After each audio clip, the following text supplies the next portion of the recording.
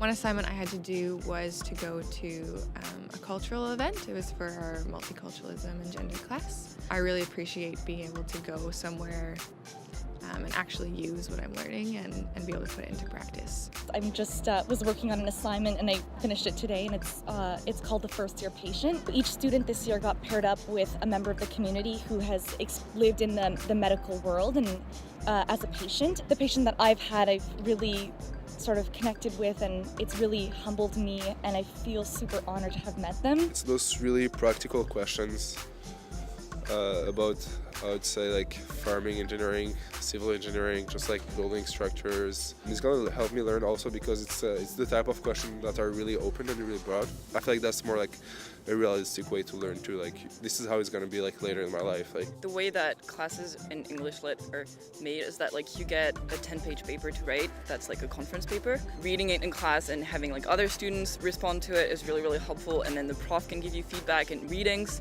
It improves your paper and it eventually like turns it into something you could publish. I had to do a critique on on an article, and I feel that really helped my learning because for once I didn't have to like regurgitate what we learned in class, and I actually had to use my critical thinking and articulate my thoughts well. When I got the paper that was evaluated, there were many questions about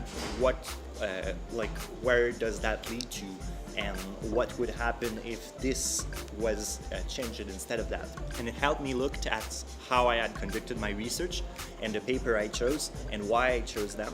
So I was taking a design class where basically we have a bunch of questions that say, design something that looks like this with these parameters. I ended up learning a lot because I'd go through all of my notes and think about things I wouldn't have thought of and research that and figure it out, and then I learned a lot better.